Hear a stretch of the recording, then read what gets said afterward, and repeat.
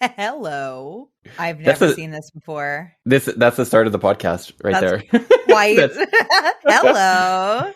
Oh, who are these two funky little bears? welcome back to Dollars and Dragons. With me today, I have Super Dylan. If you'd like to tell us a little bit about yourself. Hi, I'm SuperDillin or Dylan. Please use she, he, and they pronouns when you are talking about me behind my back. I am a games designer, actual play performer, and general nerd who just is trying to have a good time and tell stories. Wonderful. And my first question to you is, when did you find out that you were not cisgender, and why was it when you wrote Neverland? It was. I mean, and that was like the beginning of that journey, which who knows where we're even at on it. I could be at the end of the road, or there could be a million miles outstretched before me. Who the hell knows? But one of the first things that made this idea kind of really come and hit me, I've been obsessed with Peter Pan, the book by J.M. Barrie, for a really long time. I've enjoyed like the plays as well. I've enjoyed most things except Disney's adaptation, which I have hated since I was a youth. But the book I've always really loved a lot, and I've always loved it more than any adaptation by J.M. Barrie or otherwise. And when I picked it back up as an adult and read it again, like after a respite, you know how you like all of a sudden see things when you pick up a piece of media that you put down a while ago, and you see all these new things that you enjoyed but you didn't connect at the time. And one of the things that I loved about it that I hadn't connected is that the relationship between Peter and Tinkerbell is so much more interesting than what any adaptation really presents it as. So like, have you ever heard the one of the more famous lines from J.M. Barrie's Peter Pan is, you know, when the first baby laughed for the first time, the laugh broke into 1,000 pieces and they all went skipping about. And that was the beginning of fairies, right? So there's more then after that about the fairy lore in Peter Pan, is that like every little girl fairy gets like a little, gets assigned to a little baby girl, and every little baby boy fairy gets assigned to a little baby boy, and like they just like divvy up these fairies. And then things then happen. So like one, they also sort of like as a little haha, they throw in this idea of non-binary fairies, and they're like, and then there are these little sillies who can't decide which they are. So that's another thing that's written canonically into the book. For the most part, the fairies divvy system is very gendered. And then immediately after hearing the history of fairies, J.M. Barrie introduces us to Peter Pan, who was born a human boy, no fairy, ran away from home because he did not want to fill the role that his family was planning for him. And he found his fairy, Tinkerbell, who also did not like her role in society. Tinkerbell was destined to be, she's named Tinkerbell because she was supposed to grow up to be a tinker fairy. She was going to basically make pots and pans in Kensington Gardens forever. And she didn't want to do that. So she was like, yeah, small child, I'll run away with you and, you know, kidnap children with you. Sounds great to me. And so she does that. So the two of them not having this, like not having a good relationship with the assigned role that they were supposed to have. They both ran away together and made their own different thing, pirates and guns. And then there's more even. There's more. So like when we dig in, so like everybody kind of on its face, Captain Hook is quote unquote a bad guy. He's a pirate. He's the villain of the story, blah, blah, blah. He doesn't do anything different than Peter Pan, really. Like he kills people. Peter kills people. The end fight with the Jolly Roger in the book is called the Massacre of the Jolly Roger. It's a bloody battle in which only 2 people survive. Like like they're both violent, they're both unethical, or at least morally gray. So they're not like moral opposites. So why are they antagonists to each other? And when in some of their most famous dialogue, it's made very clear that Captain Hook jealous of Peter, rejecting what he was supposed to do. He says it often that he's like neglected his responsibility, that he's being insolent. He's not doing what he's supposed to do. It's like when you like talk to older people and they're like, well, I had to work 3 jobs and do this. Like, why do you want fair wages?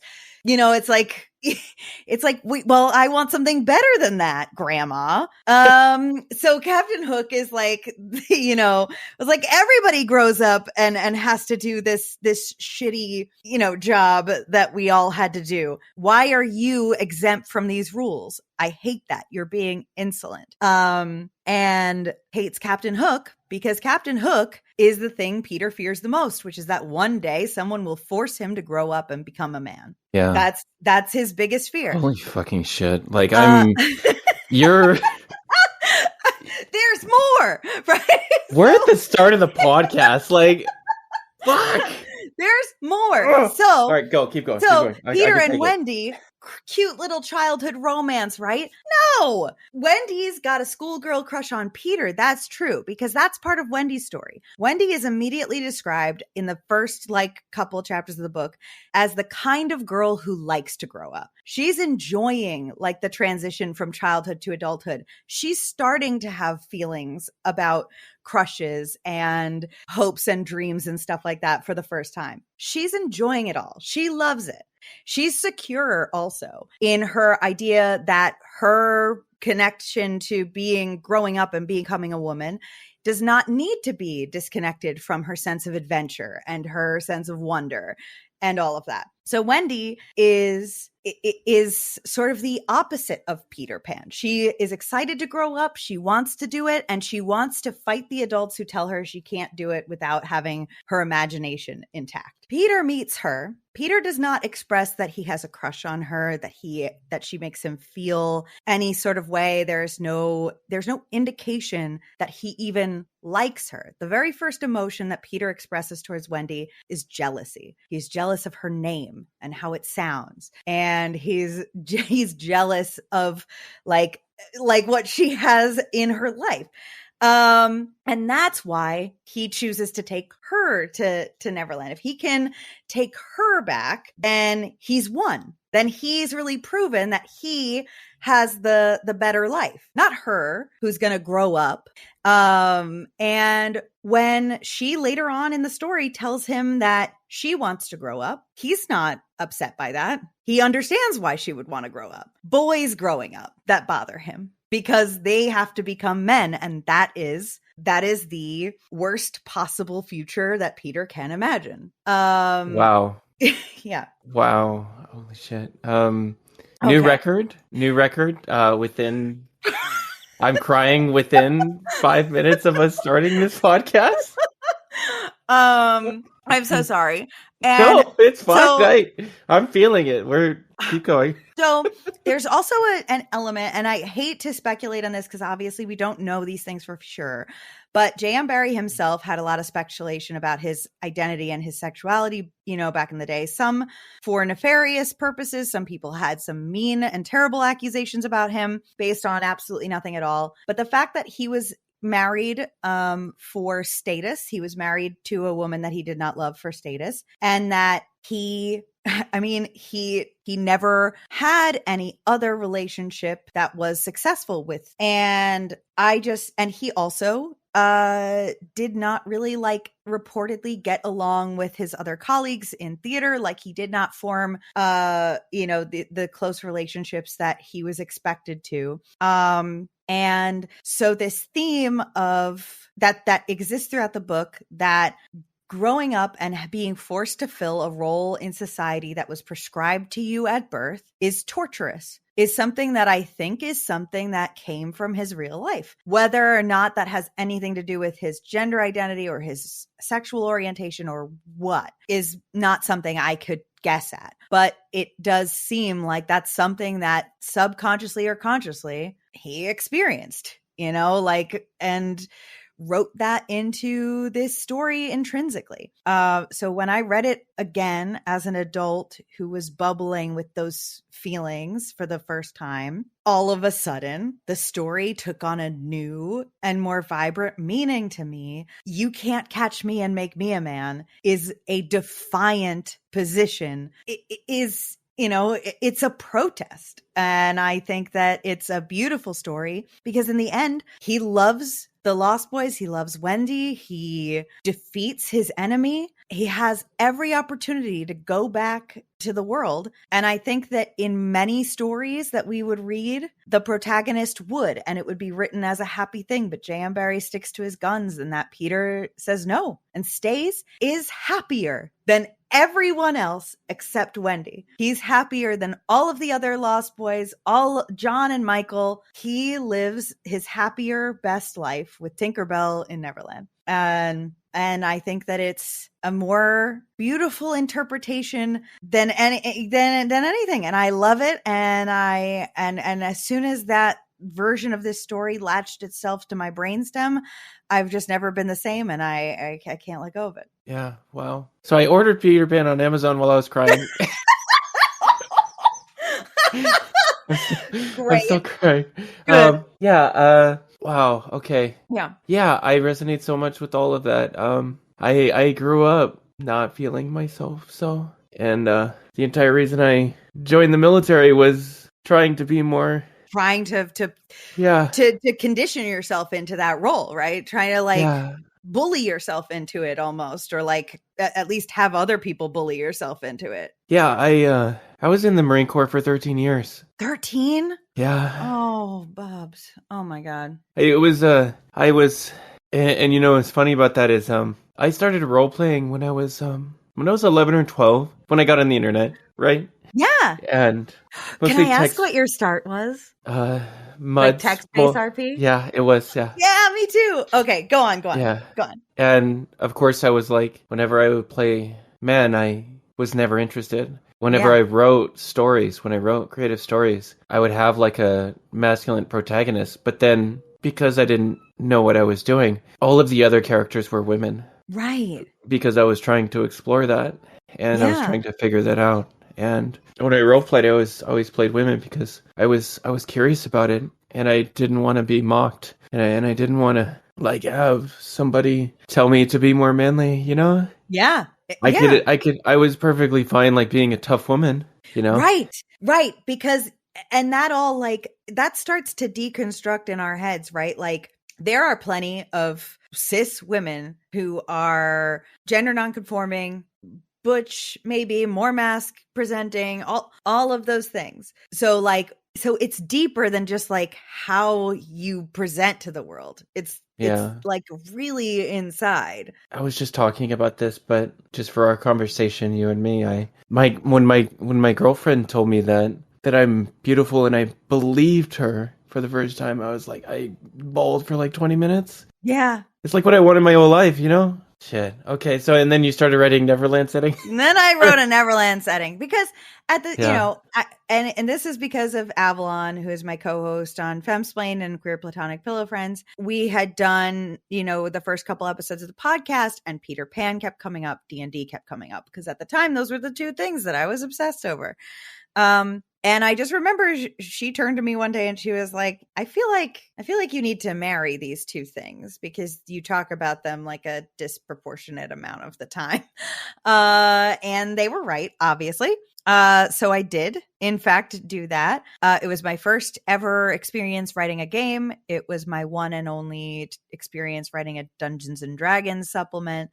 And it was a hit. It was great. And of course it got hate in a lot of interesting ways. People are very peculiar when they see something perceived to be feminine, which I think is very interesting about how Peter Pan is perceived. It's perceived to be feminine. So they were offended that it was being included in their Dungeons and Dragons or whatever, but it had a lovely reception. It was really well taken, and I loved it, and I'm glad that I made it. And it sparked me to try branching out and trying other things. So it was a great experience, really. I hate that for you. I hate that. I hate that. Yeah. I hate that happened. And it's like, bitch, you don't have to download it. You really don't. You don't have to. In fact, would prefer that you did not. no, if you have that many, like, it's like just so weird because like sometimes when you post something that gets a lot of attention, you forget the bubble you're living in. Like I have been so cozy and living in such like a diverse and radical queer community that every time I have a like viral tweet and I remember that like some of the world is still doing sexism, like normal plain old like regular misogyny, and I'm like, well, we're like they're on that. They're on that original blend. They're on that vanilla blend misogyny, and I'm like, oh my god, we're trying to discuss like actually deep topics over here. Can you not? Can you fucking graduate? Can you graduate to a different school of thought? Yeah, it's very interesting, and illuminating and scary. But it was a lovely experience, and I'm very glad I did it. That's amazing. I love that you did this, and I think that a lot of here's my like perspective on stuff like this, like as a marketer and pursuing like what you're creating to be art, and whether it be like you as a performer, or if you're drawing, or if you're writing. When it comes from a place of like actual artistic like inspiration, and you have to tell that story and you have to create, that's like the stuff that does get recognized as like really powerful, like Peter Pan. Yeah. And it's I think it's important to remember that when we're creating and putting together projects or working with people, sometimes you can get lost in like chasing analytics, but like a lot of what we do as like creators or artistic people, we're like creating stuff to help build community and expression and like bring people together rather than exalt yourself. Well, that's such an interesting point, because after I released Neverland, there was this weird pressure that I almost caved to do that same thing again repackaged. Like there was a lot of people post and be like, are you going to do X childhood story next? Are you going to do a D&D supplement based on, Christopher Robin next? Are you going to do one based on, Adventures in Wonderland next? Like all these different things got suggested to me. And for a while I was like, wow, the momentum from this is really great. I mean, it got me a lot of things that I appreciate, but I was like, well, I don't love those things as much. So if I made them, I don't think they would be as good. Yeah. Like I don't care about, I like it just fine, but I don't care about Through the Looking Glass as much as I care about Peter Pan. Like I don't think it would come out very well if I did it. Yeah. So I decided to pursue things that I felt genuine passion for. And like, yes, it's a little bit of a crapshoot in terms of like what will make money or what will get attention or whatever. And this is something weirdly, this is advice I got a DJ at the first strip club I worked at. Yeah, let's go. DJ advice. Let's go. Teaching advice from a DJ at a strip club. Absolute dive of a place, but a lovely gentleman. But I was nervous and I got up and he asked me what music I wanted to be played. And I don't know. I don't remember what I picked. I picked two, like, I don't want to say hip hop, but they were like pop / hip hop songs that were top 20 at the time, whenever that was. And I picked those for my first set, and I got off and he told me, hey, songs that make you actually excited, because you clearly didn't know those songs very well. You just picked them because they're popular. You will perform better if you pick things that actually make you excited. And he was right. And so I picked literally like emo rock songs from the early aughts that like you would never think to be hearing at a strip club, but I made fucking money because I was feeling myself. It was like being in front of your mirror in your bedroom as a teenager. Like it was like you kind of feel like that same feeling of excitement, and he was right. And I never again will ever call any man that works in a strip club right about anything else ever again. But about on that one salient point, he was right. Yeah. So I apply that kind of logic to everything. If I'm not genuinely excited about it, it's just not going to be as good. Was it let me guess what the songs were. Hold on. Oh my God. It was something by Evanescence. Oh, was it like the it wasn't Bring Me to Life, but it wasn't Bring Me to Life, but it was another Evanescence song. And was it My Chemical Romance? It might have been. Over the years, I've danced all sorts of weird fucking shit. Yeah. I could also talk about strip clubs as a pathway to gender identity. Let's do it. The very first and many of the very first non-binary people I met were strippers. That's where I learned the term non-binary for the first time. And strip clubs are a place where like you just don't, it's obviously not like presented this way, but it is like a form of drag. It is like putting on hyper-femininity as a costume. Yeah. And there was something so exciting. It was like I've never been like an overtly feminine person. Like I've never even, in my younger years before I had any discussions with myself about this, like I never was a hyper femme person by any means. Putting on that kind of hyper femininity as a costume and playing a role for 6 hours and then going home and taking it all off was a very like cool and like, interesting experience. Like, and I actually enjoyed femininity when I was putting it on as a costume. Yeah. Like I enjoyed it in a way that I never would enjoy, like, dolling myself up that way and like, going out into the world to just live and exist. Yeah. Like, but putting it on as a costume and playing this part and making up these characters that I would, play and interact with people as, like, and then taking it all off at the end of the night. It was a very like transformative kind of thing. That then also sucked, but yeah. And being a stripper isn't like, I assume, like the best job for a number of reasons, but yeah, it's complicated. Yeah, it's a complex high highs and low lows. Yeah. How long did you do that for? Almost 10 years. Oh, 9 years maybe. Actually. All right. So no offense, you look 18 right now. So like, I'm not. I'm an old bog woman.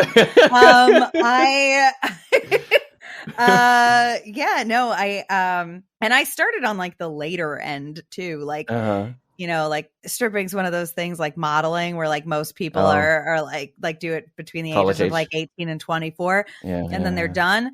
I started at 24 as a way to support myself through a very, very hasty divorce from a very, very ill-timed and poorly decided marriage. And so I started doing it then, and then it was just like how I supported myself, all the many changes in life that led me to finally one day having a semi-stable real job. No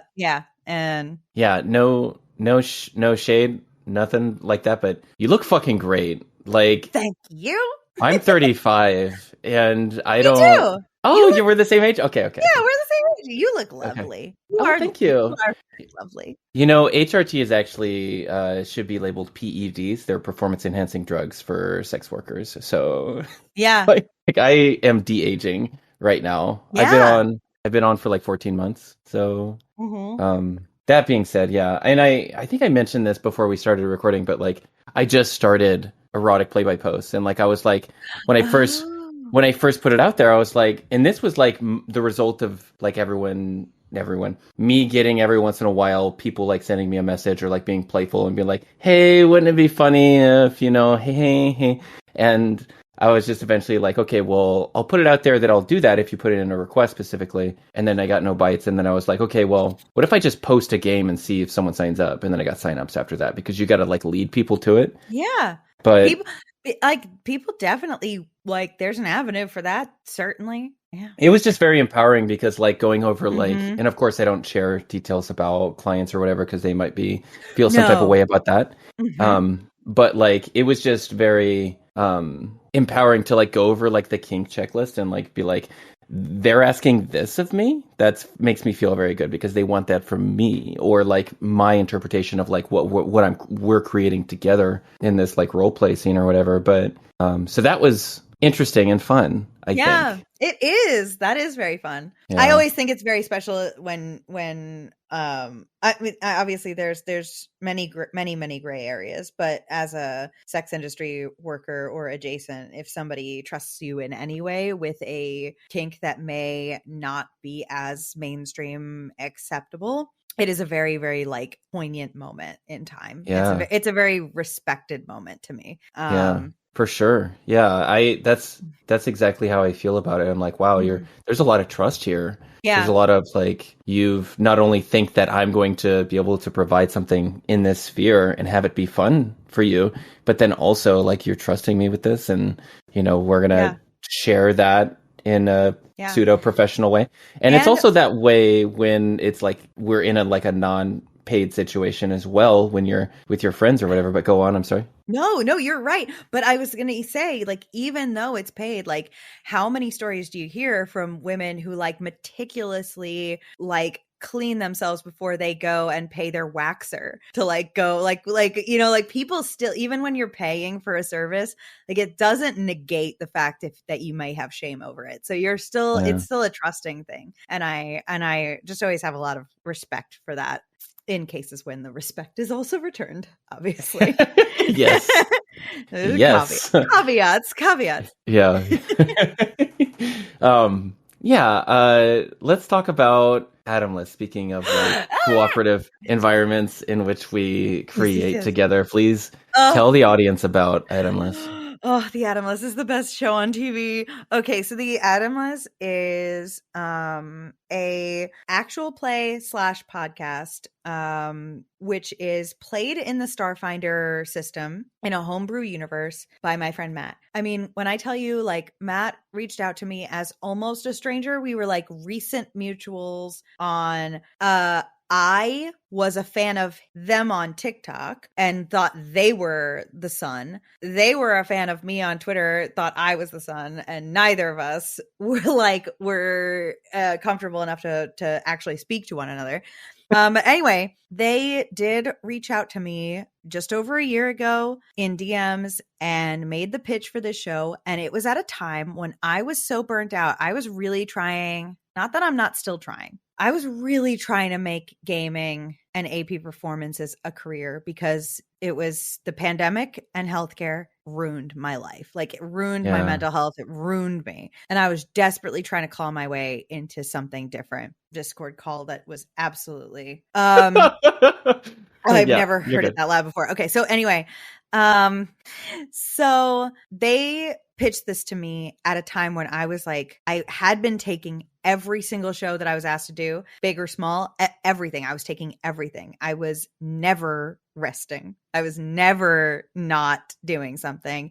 And I was just like that story from earlier. Half of those things were not that fun to me, but I was Yeah. taking everything on. And Yeah. I was giving half-ass performances. I was burning out. I was like barely awake at some points. It was like because I thought I needed to just say yes to as much as possible and just Yeah. be there.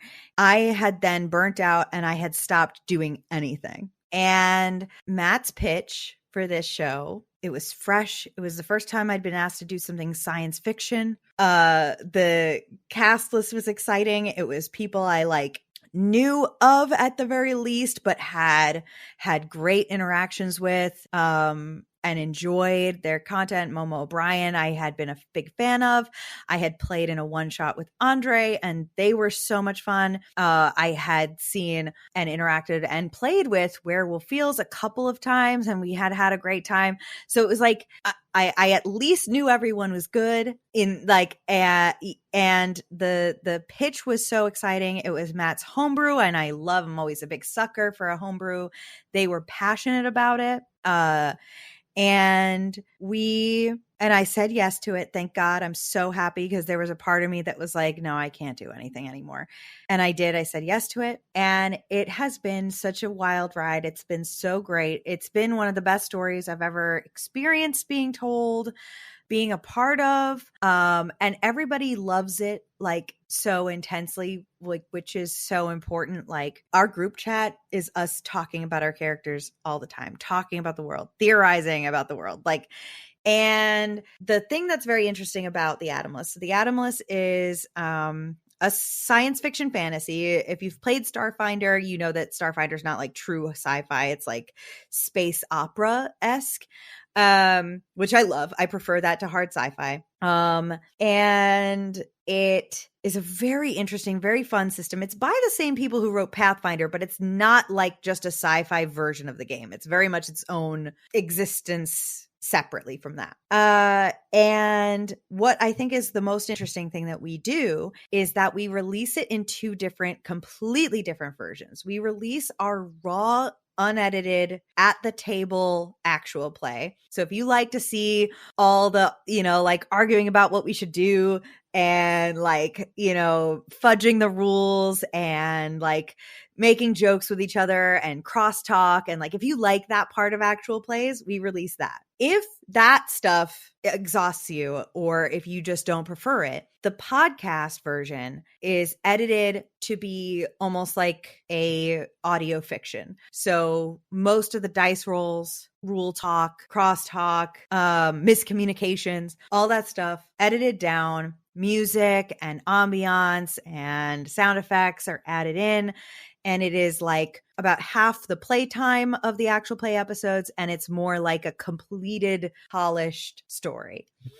Both versions. I mean, I know people who are like ride or die for one version over the other. And I know people who like to watch the actual play and then listen to the podcast, or vice versa. And I just think it's neat because we do both, and they're both so different. And it's just a gorgeous show. Momo makes these incredible animatics with our character art, and makes like, there's almost like animated scenes in full, because she is so like in love with the show that she makes basically fan content for it. We've all made like our own fan content for the show because we love it so much, and that's the best part about it. Yeah, the show itself seems super cool. How, like, okay, can we talk about our mutual here, Nordine Ali? Yeah, of course. How is that person so cool? Oh, he's so cool. He's so very cool. He's got a great character voice in this. Yeah, it's like a very good, like deep and sultry character voice. It's great. And he's playing like a little bit of a Han Solo kind of vibe in our dynamic. It's a great character, actually. He's a rebel leader from a rebellion that was squashed years ago, and he's like on the hunt for like a cause to care about in this new world, like way past the rebellion that he was part of. It's a very fun character, very interesting character. Most of my experience with Nordine Ali is, I hope I'm saying his name correctly. Am I saying his name correctly? Nordine Ali Kadir is his name. Yeah. Okay. Most of my interactions with him have been like as a sensitivity consultant, so that's a majority. And then also as a writer, we brought him on the Vineyard as a writer as well. Oh yeah. Oh yeah. We're gonna be on a project together, right? Yeah, and then also How to GM Romance Guidebook. Yes. So actually, he's involved in both. He's involved in both projects. Yes. Yeah. Very, very multi-talented. Writing, consulting, performing, the whole gambit. I I think it's sometimes strange because like the way that I imagine like a place to be, right? The way that I picture it in my head, and I think about like TTRPG as like a street, right?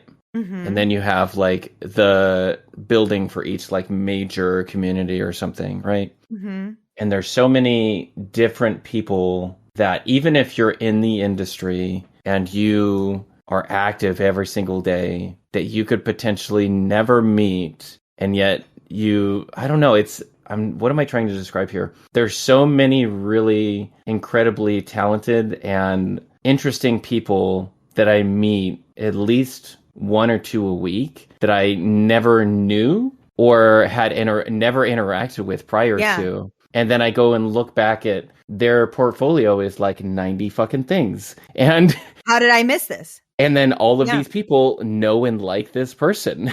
And then we go to places like conventions, and then it's like everybody meets up and then sort of experiences that community. It's such an interesting thing for me coming out of the military, and it's such a different vibe, I suppose. When you're operating in the military, most of the time it's like you operate with like your semi-extended family, like of 30 people, and then you're connected to a unit that's got like 1,000 people or 1,500 people. But mostly you just deal with like 30 people. And those are the people that you see most of the time. And then you might know people here and there and like go places and then see someone you haven't in like 5 years and then reconnect briefly and then leave again. But with TTRPG, I don't know, with like the structure of our lives in this industry is that we do our work, and then in the middle of summer and then in fall and winter, we go and we meet up with each other and then have a community event in person and then reconnect and everything. This has been my first year in it, so that's why I'm kind of stumbling through this right now, because I'm just like imagining this in real time, I think. You're doing a great job. That's wild that it's your first year in this. You're incredible. I'm okay. You're a pioneer. No, I'm okay. I would not, and the truth of it is that I would not be in the wonderful position that I'm in, making a living doing what I'm doing right now, if not for the assistance and help that other people have given me to both help uplift me and mentor me and help me in many more ways than one. It's very important for me to at least attempt to both recognize that and give back if I can. But because I remember, like, for instance, like if we want to talk about like at least briefly in my experience, like when I was first getting into like watching tabletop and starting on actual plays, I just tried out for a random show. I got into it, and that was like me trying it out. And then I was like, okay, I like this. So then I'm going to start learning more about how to do this. So then I learned like YouTube production, making videos, and then like being a content manager. And then I learned how to DM. And then I did all this stuff in the span of like 6 months before I DM'd on stream for the first time. I ran one of the Candlekeep Mysteries like 2 days after the book launched, and I did all this prep beforehand so that I would know as much as possible about Candlekeep, and then it turns out all the adventures, none of them fucking had anything to do with Candlekeep. And then I ran that like 2 days after the book dropped, and it was just kind of a wild ride for my first year. And I remember actually I was watching Off the Rails on the Welcome In, and that was one of my first shows that I really watched with. That's a Sloan. great one to be your one of your first. Oh, I love Sloan. I love Sloan so much. Yeah, they make my heart very happy. Yeah, cause sometimes I wish I was like living near Sloan so that I could just hang out with Sloan, because I tried to. Sloan left me for the West Coast. It's bitter. Sad. My heart is bitter and angry. Right. But you get to stick it in their face when you ask them how much it costs them to get to the convention next time. I guess. But it's like, New York City prices. I don't really get to boast about costs. That's not really in my wheelhouse. Yeah, I love Sloan in so many different ways. I think so. Sloan has actually been involved in every single project that I've done in TTRPG. I'm not kidding you. Yes, that's every single good business decision. Good. I agree. I agree. Yeah, so, they're just good at. Yeah, they're good at everything. I was on the podcast with Knox, who's the creative director of Hunters Entertainment, and they told me. I think it was like in December when we recorded, like, hey, I just hired Alex and Hmm. Sloan. And I was just like, and on the podcast, I was just like, oh, yes, Yeah, the dream came true for my it's a great friends. team. I love to hear that shit. And so there's a lot of people that I interact with that just really are very inspiring. I think like Sloan is one of those people for me. I really get a lot of positive energy from Sloan's industry. I think this is such an interesting industry because like we've whether you've been involved in it a year or a couple of years more, whatever, the industry, not gaming as the game developing or whatever, but the actual play industry is like very Wild West. It's very much like still new.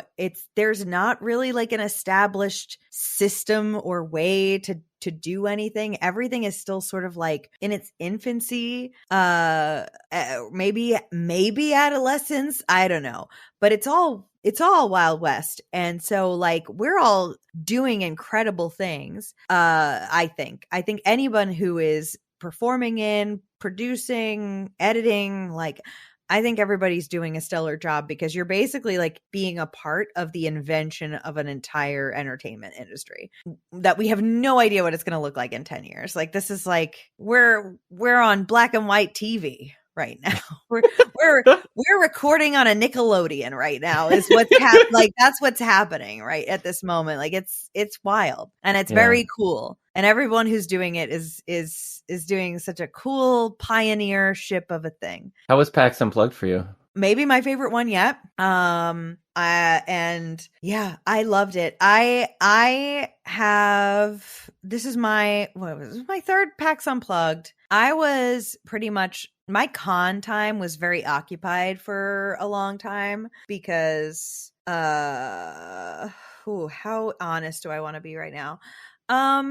Because I was in a terrible relationship with an abuser who was also a loser, like in the biggest way. And because he only did one thing, I only did one thing for a long time. So I was on a con circuit that was like the same two cons every year, and that was all I could do, like with my life. And it was two cons in the East Coast that have since fallen apart because they were both run by a person who was outed for different abuse. So I had a bad kind of relationship with cons for a while, didn't go to them for a bit, and then getting involved in this industry, like all of a sudden people are like, hey, would you like to do this thing at this convention? So it's like, ooh, all right, I have to reevaluate my relationship to those kinds of spaces. And I feel very, very lucky that PAX Unplugged was one of the first ones I went to after that hiatus because it's like perfect for me. Niche. It's only the things I want and none of the things I don't. A lot of cons are thing con. And while that's very exciting, it is very overwhelming to me. And I don't know how to find the things I like. Going to a con that is just tabletop and board game, I'm like, wow, this is all right. Literally nothing I don't want to see. Incredible. This is great. This is everything I wanted and nothing I don't. And it's on the smaller side while still being big enough to be like a lucrative and like exciting thing. It's not too overwhelming. There's always space I can go to hear myself. There's never a part where I'm locked shoulder to shoulder in a crowd and trying to plan my escape. I hate crowds. So, yeah. So I loved it. I'm very comfy there in general. I've done work at PAX Unplug. The first two times I went, I was panelist on a couple of panels and things. This time, though, is the first time I've ever worked a booth at a con. And I know that not everyone's experience working a booth will be this way.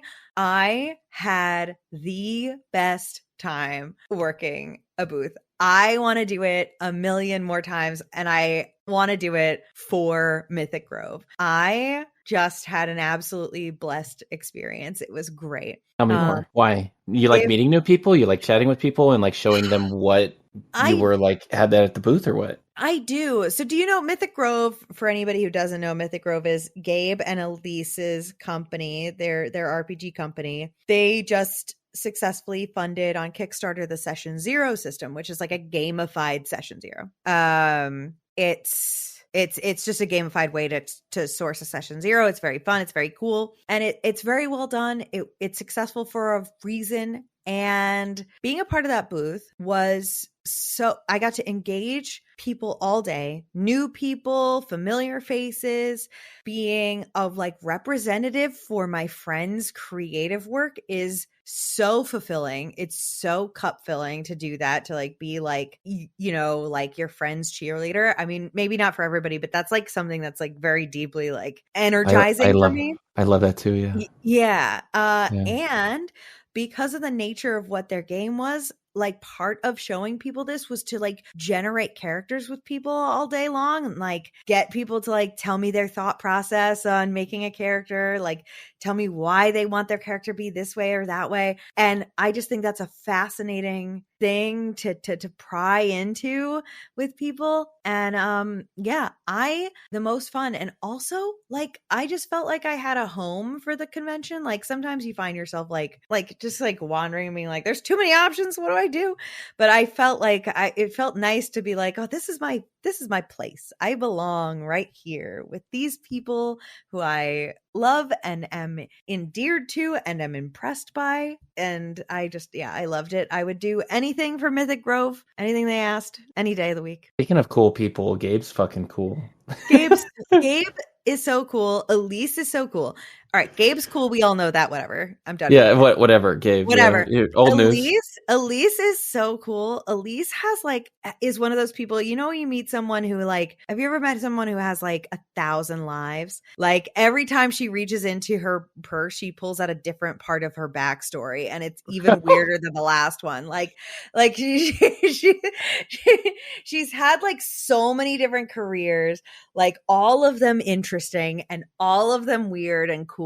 And like just has like so many different skills that are not related to each other at all, and like are all so cool. She builds like minifigures because her background is in like set design for off-Broadway, and like applies that skill to minifigure and like and terrain design. I don't know. Top 10 coolest humans of all time.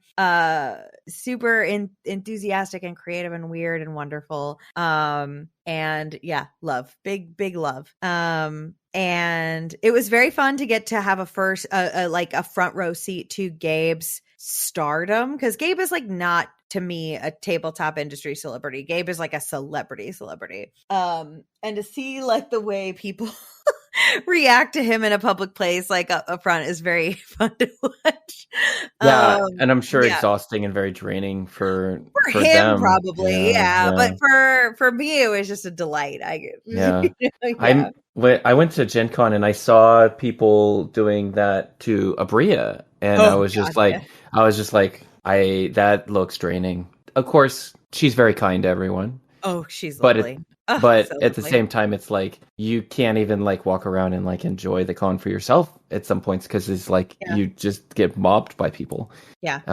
But I mean, like, you know, what are you gonna do about that? I don't know what you can do. It's, you know, there's positives and negatives to it all, right? Yeah. I think unfortunately, like maybe we don't have to talk about that. So I'll just your indie designer work. Let's move on to that. Yes. Let's talk about the weird shit that you've made. Oh my God, so weird. I love it. I love my indie games so much. Like, it's such a fun thing because like I'm very critical of most things that I make. You know, when I have to edit podcasts that I'm on, God help me, like the sound of my own voice makes me want to crawl into a hole. You know, watching myself on an actual play, I'm like, who is that pod person? get him out of here. But for some reason, that when I look at the games that I've made, my indie games, I fucking love them. I think they're great. I really do like every single one of them. And like sometimes I go back and look at the earlier ones that I made, and I expect myself to be like cringing at it because it was so long ago. I think they're great. So the first ever non D&D game I made was the Stardust one shot. It was literally, and this is like always what it is. Ginny D, a thought, and that thought was so inspiring to me, and I thought it was so funny and so good. I wanted to try to make a one pager, and I did. So it's a Stardust inspired by Neil Gaiman's story Stardust, in which you play the witches, the coven of witches, who are hunting for the fallen star in order to regenerate your youth and your power before it escapes. You're not playing the protagonist necessarily, or like good guy in this game. In this version, you're playing what is in the original story, the enemy. But it's very fun. It's very simple. It's a like one stat kind of game, basically. And also it's sort of a bit, I wanted to make a game that was all D4s because I think D4s get a lot of hate, and I decided that I wanted to personally rehabilitate them. Right. And it's a little one pager. It's not like hugely popular, but it was cute. Neil Gaiman retweeted it. I'll live and die Oh my God, with really? that. Okay. Yeah. Wow. And I've played it a couple of times. I've run it a bunch of times. It's very fun. And then I was introduced to the concept of solo RPGs, which blew my fucking mind. Do I have it right here with me? I don't know where it is. Bad Boy right here, Sentinel. One of the greatest games I've ever played in my life. Megan Cross is an absolute love and brilliant. And it broke my brain to learn that was a thing you could do, that you could just have this kind of fun by yourself. And so I wanted to try my hand at that. And so this is obviously a little bit of a parody on D&D. It's just called And D. And it's a solo RPG about a dragon named Andy. You are building like the life and experiences and the times that occur over the course of this dragon's life and death. It's very sweet. It uses a deck of cards. Very simple. It's prompt-based journaling game. It's very easy. So my two first starts are very, very simple games. I didn't really try to break any boundaries, certainly. They're all very like simple, but the concept is kind of solid, and I think they're good. I think one of my favorite things I've ever made is They Don't Want You to Work. I'm going to write more for this game one day, whenever the mood randomly strikes me. But it was definitely the first time I stepped outside and thought of something different. And it's a clickable RPG. So it's like a game you pull up in your browser and have up. And it's designed to be a game that you have up while you're supposed to be at work or supposed to be working, whether you're doing that in a home environment or an office environment. And whenever you need a distraction, you want a distraction, you are going to be justified because the game is there and designed to distract you from work, and has a bunch of different micro games, all starring this mysterious fey creature who doesn't like that you are working instead of paying attention to them. And all of the micro games involve things that you would find on your average office desk. So coffee mugs, Post-it notes, pencils, things like that, like all very boring office supplies. And yeah, I love it. I think it's neat. I'm looking at it right now. This is cute as fuck. And yeah, so I've done 23 more since then, and I love them all. I love them so much. And I love it. It's just, my mind gets more and more full of wonder and chaos and ideas every time I pen to paper in that way. It's great. I love it. Let's talk about designing romance games, because you do have a romance game here, Spin don't the you? bottle. And also, Where Are You is a romance Oh, game and as Where well. Are You is a romance. All right. So Yeah. Spin the Bottle's not really a romance game, I guess. It's a kissing game, but not a romance game. Yeah. Where Are You is definitely explicitly romance. Yeah. It's yeah. And Where Are You is a like tense game. This is actually Mythic Grove's first published game, which I'm very proud. I'm very proud to have been the writer for that. Basically Gabe has like 1,000 ideas every minute and then doesn't have time to do them all. I see them on Twitter, yeah. That's just how their brain works. So one day they DM'd me and they were like, werewolf game, where are you? Figure out what that is. And I was like, oh, I already know. I got it. Yeah, I know what that is. It's this. And they were like, okay, cool. Can you actually write that though? Because I will pay you. I was like, yeah. So I put a lot of effort into this one, a lot of time, more than most of my other games, because I really wanted this to be like something interesting. And I wanted it to be a game that you could play solo or with people, which is, to me at the time was something I had not explored the idea of. And basically the concept of this game is that, you're out on a romantic excursion, and in the middle of the night, on the high of this evening, your lover is attacked by a werewolf and they turn and they flee. And the journey is to, over the course of the month until the next full moon, to discover what happened to them, figure out what this new life for them means. And as you're doing it, write the history of your romance. Like, what is, like, you're writing these memories and how they connect to your fears about what will happen when you find them. And then at the end, you find them and you get to decide the outcome. Like, are they going to be able to come back to you? And if so, what does it look like? And it's a very sweet game. What do you think is most important when you're designing romance in a system itself? Well, because I think romance means different things to different people. Romance has all sorts of different ways it can present and ways it can appear. And, no two love stories for real people ever look any different. You want to open up the avenue for what I think is very interesting is the tension, that occurs in a romance, because the tension is not certainly not, tension meaning like a negative thing, like not necessarily angst.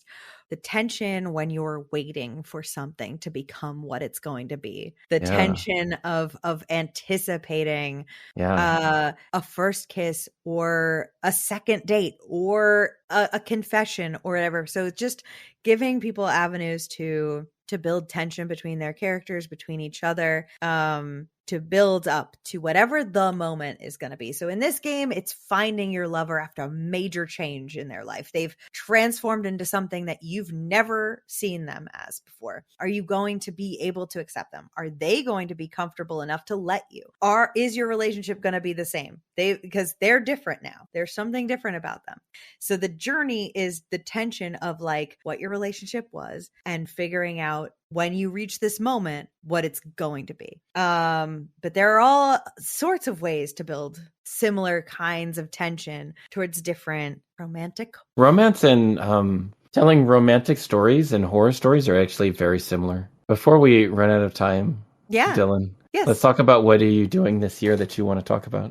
All right. Well, we talked a little bit about the Atom List, but the Atom List is got big. So if you have not listened to it or watched it, we're gearing up to start releasing new episodes and new content, and it is all beyond my wildest dreams. So now is the time. So there's that. I am working on a game. I'm running a game jam right now called Winter Werewolves about cozy types of werewolf stories. It is ending at the end of this month, and Andre and I are working on a game together that is maybe one of my favorite things I've ever worked on. And when you see it, you're gonna just flop over. It's so good. So that's gonna be releasing soon.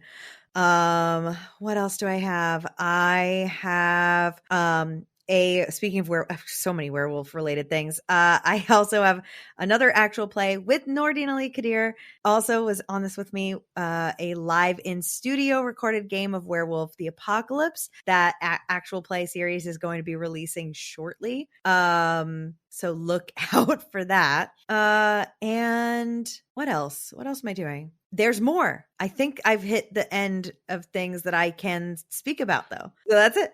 Yeah. Thank you so much for coming on, Dill. Thank you. I super appreciate your energy. We started out in the pits about Peter Pan.